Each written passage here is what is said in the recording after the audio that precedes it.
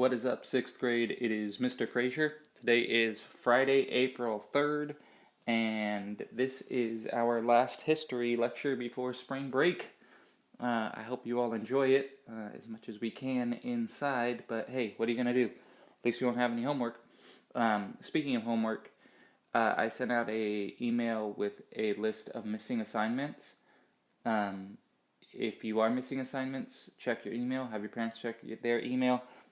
You can turn those in at your earliest convenience. I'll still accept them even if they're late. Just try and get them in during spring break because we have report cards coming out next week. If you didn't get an email or you're not sure, let me know. Um, Email me, text me, or contact me, and I will double check for you or resend the missing assignments. Anyways, when we were last together, we were talking about the transition from the Roman era, the classic age, into the Middle Ages. Remember, Middle Ages are roughly the time of 500 AD to 1500 AD. That's 1,000 years. That's a long time. However, a lot happened during that time, and there's a lot of connective tissue between Rome and the Dark Ages. One of the reasons that we study Rome still as historians is because of how much our society, even today, is connected to it.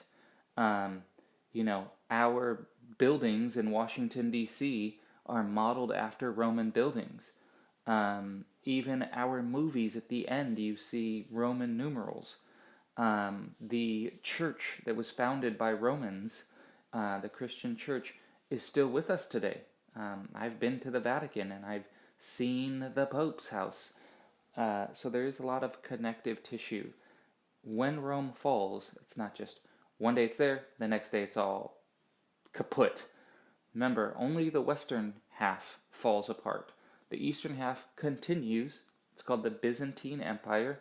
But even when the western half falls, the Germanic tribes that quote unquote conquer the Romans try to emulate them or try to be like them because the Romans were wealthy.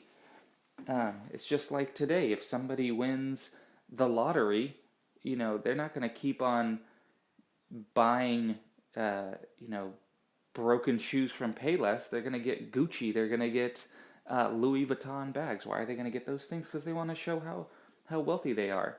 So when the Germanic tribes take over, we will see that the Germanic kings will start to try and act like Roman emperors. And we'll get to that at the end of today's lecture. So it's not that just Rome falls apart and that's the end of it. The two things that kind of take the place of Rome in the West is number one, the Roman Catholic Church, even has the word Rome in it, and number two, the kings of these Germanic tribes will try to take on these Roman personas. So let's get to it. Whoops, wrong button. So we were talking about knights and feudalism last time. Remember, feudalism is trading land for military service. Now, there were roughly three estates, or three large groups of people in the Middle Ages. There was those who fight, which are the nobles, the knights, those who pray, those are the priests, and those who work, that's everyone else. And so 90%, maybe 85% of the people back then would have been peasants. There were varying degrees. Some of them owned a little bit of their own land, but most of the people in the Middle Ages were farmers. So to be a knight, you had to own some land, and you had to have some money, because remember, you had to arm yourself. That was the deal. You got land, and in exchange, you showed up ready to fight with yourself or with more people, depending on how much land you had. So the knights were the wealthy, they were the landed, they owned land, and they were trained from a young age to fight, and they saw themselves as better than their serfs or priestly brothers because they were bigger, they were stronger, and they could impose their will. Now, when we get back to school, I'm going to give a short presentation about chivalry and the code of the knight. It's kind of like if any of you are into Japan, Japanese history, they have the Bushido code for the samurais, and samurais were expected to behave in a way that other people did not behave. And knights were similar. They held themselves to a higher standard of bravery and military prowess. We'll talk more about that, but right now, today I want to talk mostly about the second estate, which is the clergy or the priestly class, those who pray.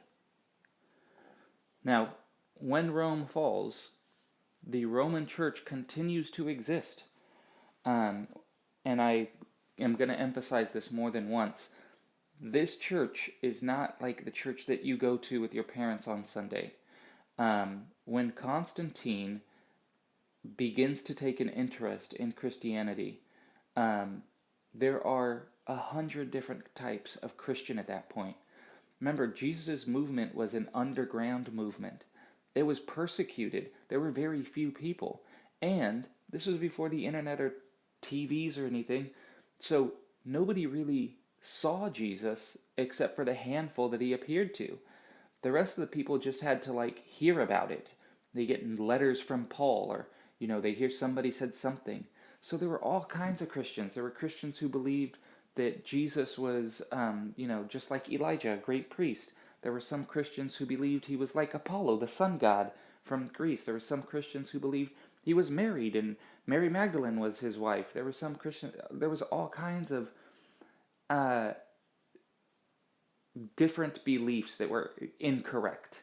And so when Constantine becomes interested in Christianity and later converts, he wants one Christianity. There's one type. And so he gathers all of the bishops from all the Roman Empire and says, we need to figure this out. So they pray about it, and they debate, and they come up with the book, the Bible, and they say, this is what it is. And that's what we've had ever since. So even when Rome falls apart, there still is this idea of the book, the Pope. And we're going to talk about that a little bit today. Now, the Pope is the head of the Catholic Church. That guy you see to your right is Pope Urban II. We're going to talk about him later during the Crusades. But the Pope is the head of the Catholic Church, and they use a very simple logic. Jesus says to Peter, who do you think I am? And people are saying, some people say you're Elijah, some people say you're this, some people say you're that. And he says, who do you say I am? And Peter says, thou art the Christ.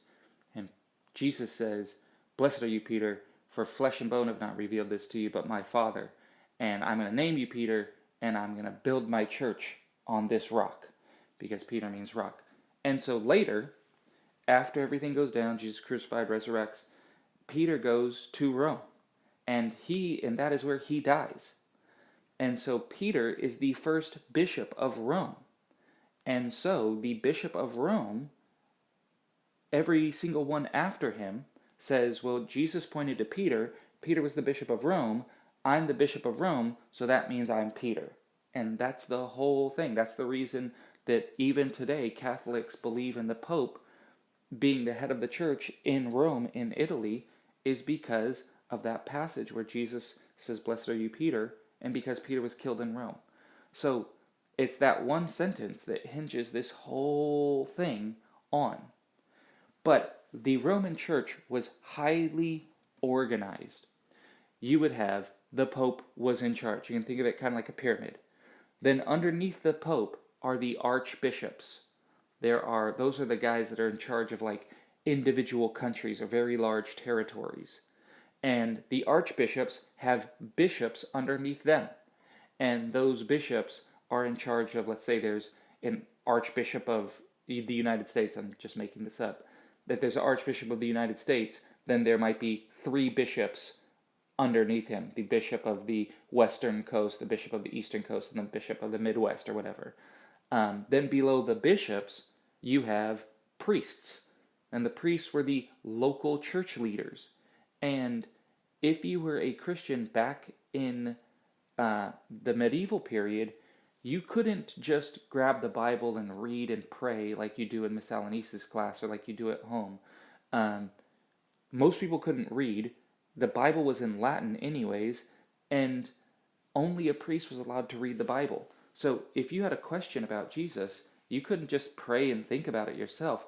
You had to go to the priest, you had to go to the church. The other thing was that if you did go to the church today, let's say you do something sinful, you don't do your homework, or you think something mean, or say playing Fortnite and you yell at somebody. Well, today you can just ask for forgiveness and you're forgiven. But in the medieval world, that's not good enough. You have to perform penance. So, in the Catholic Church, there are 7 sacraments you have to go through, and I'm not going to get through all of them. You have to, do last rites, you got to be baptized, you got to go through communion. But one of them is you have to go to confession. You've probably seen this in movies or TV shows. A person goes into the church and they sit in like the wooden stall, and the priest comes and sits next to them, and they open that little screen in between them and they say, "Bless me, Father, for I have sinned." And he says, what have you done, my child? And then you tell him what you did, all the stuff that you did, all the bad stuff. And then the priest will give you a penance, which is like a punishment. For the medieval church, the idea that you can just like do whatever you want, sin all day long, and then be like, "Okay, I'm sorry," was not good enough. You had to pay for it. And the bigger your sin, the bigger your penance. So let's say you just didn't do your homework assignment. Well, maybe you just have to, say Hail Mary a couple times and ask for forgiveness that way. But let's say that disrespect your parents. Well, now you're looking at something more. You gotta maybe wear an itchy shirt, or crawl down the street on your hands and knees asking for forgiveness. What if you do something really bad? Like, you hurt somebody physically or kill somebody? Well, then you got to do like serious. They would do self-flagellation, where they would create a whip and they'd whip themselves. All kinds of things that are designed to not just say you're sorry, but show you're sorry. Thank God we do not have to do any of that any longer. Now, people were, in the medieval period, just completely worried about sin. Because in the medieval age, people died younger and more frequently than they do today. You could get sick from dysentery and die. If you were pregnant, you could die from having a child. You could be killed by marauding bandits. You could be killed by, the plague. So people were very concerned with sin and their soul and what happened to you when you died. We're going to talk more about this later.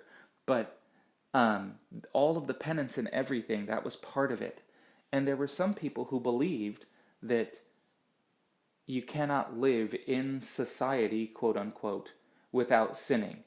Because if you are a man and you're walking by and you see some hot lady, well, maybe you might, in your mind, covet your neighbor's wife. Well, you've broken a commandment there, and now you've sinned, and now you are, potentially going to be punished in hell, or some other thing. So some priests decided, we got to get out of society. That way I won't be peer pressured into drinking. I won't look at people in a way that I shouldn't. I won't gossip or lie, because I will remove myself and live apart from the rest of humanity. So some people created what were called monasteries. And monasteries were places where monks lived and worked together.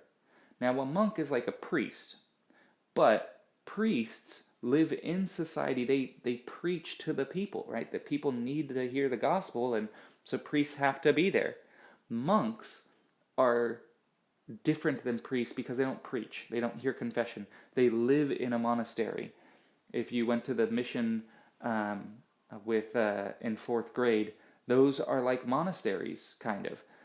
People live there separately from the village down the street. And the monks not only prayed there, but they worked, they had jobs.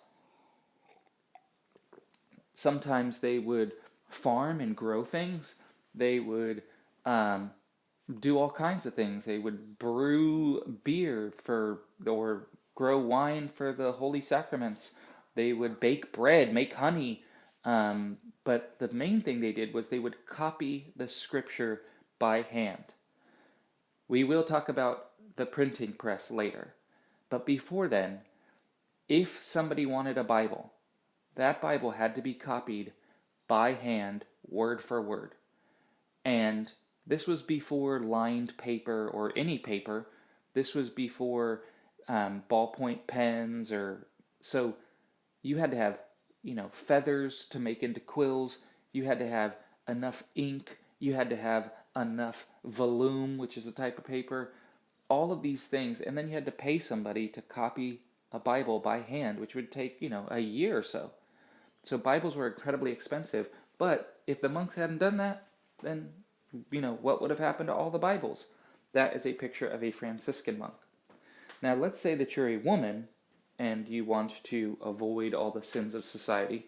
Well, you could become a nun. And nuns lived in convents.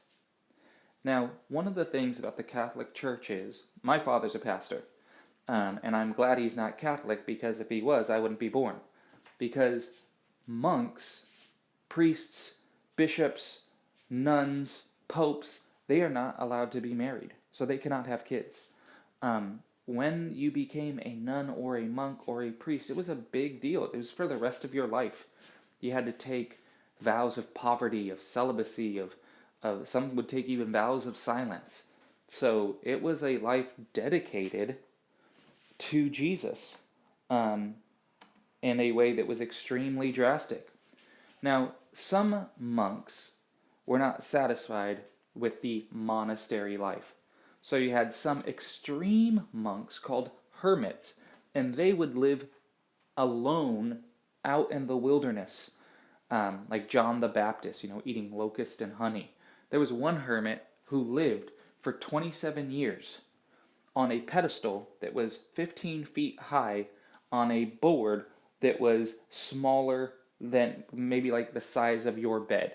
And he lived there for 23 years. And all he did every day was pray. People would hand up food on a stick. That is a hermit. You also had friars.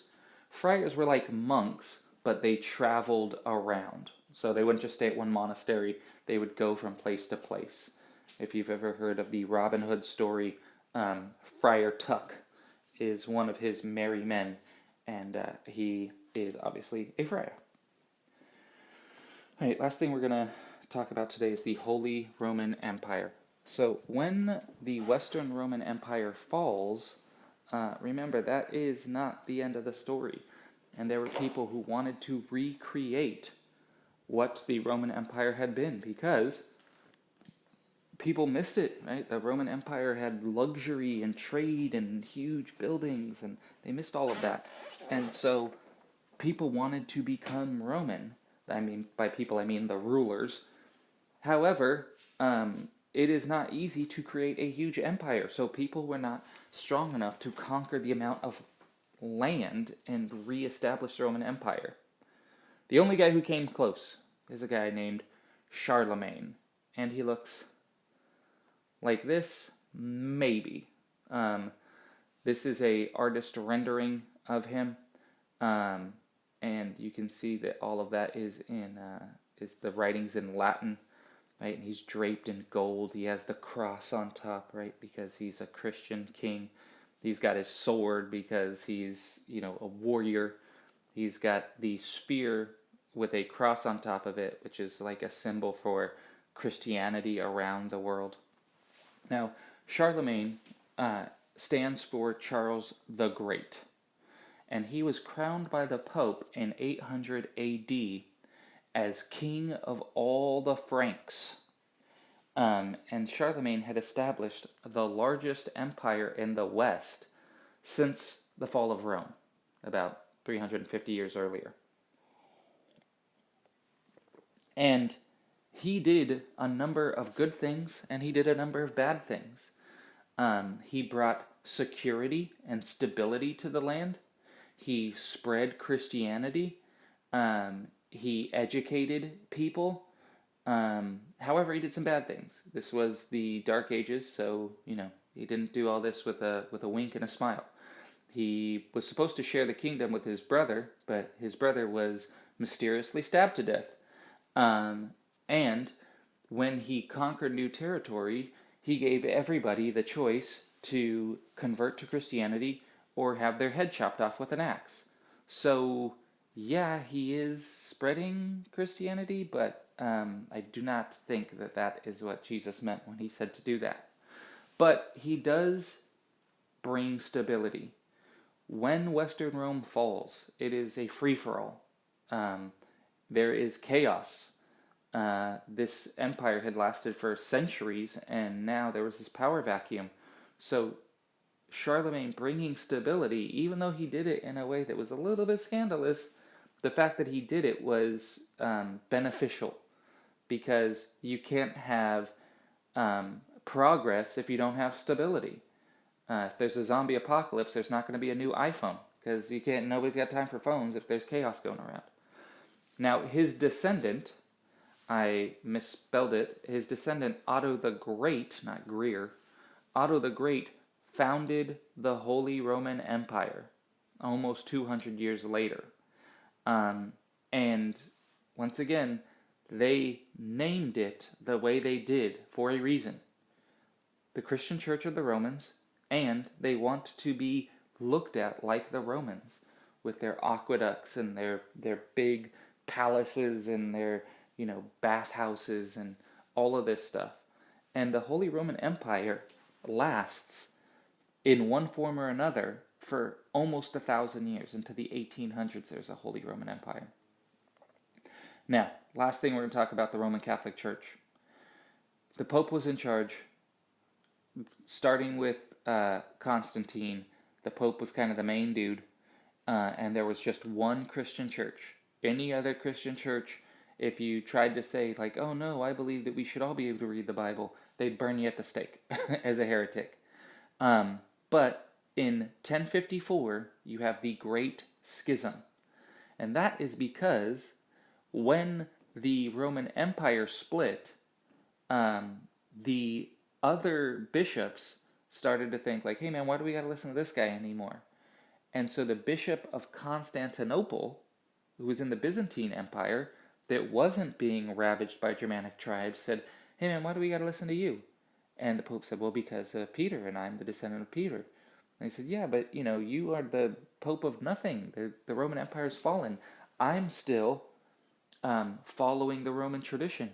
And so they got into an argument, and they both excommunicated each other, which means, saying the other person goes to hell, and they split the church. And there became a Roman Catholic Church in the West, and there became an Eastern Orthodox Church in the East. And they were split from that time to this. In fact, the Pope and the Patriarch had not met each other since 1054 until about 3 years ago, when President Barack Obama managed to arrange a meeting between the Pope in Rome, the Patriarch of the East, and they did it all in Cuba. It's kind of a weird thing. But you will need to know about the Great Schism for your church, for your test, and I hope you guys are doing well. I know all this is difficult. I can't wait until we're back in class and we can actually have real lectures. If you want, leave a comment below saying what you're doing, saying if you enjoy these lectures or if you don't understand them or if I talk too much. Next week is spring break, so enjoy your time off. Send me any assignments that you're missing. We had a test yesterday. I emailed it and posted it on Dropbox. If you didn't find it, if you didn't get it, please let me know. I am not concerned necessarily about when you turn things in, just that you do turn things in. we still got about a month and a half of school left, and we want to limp along and get through all this. All right, miss you guys. Hope you're doing well. Have a great day. Goodbye.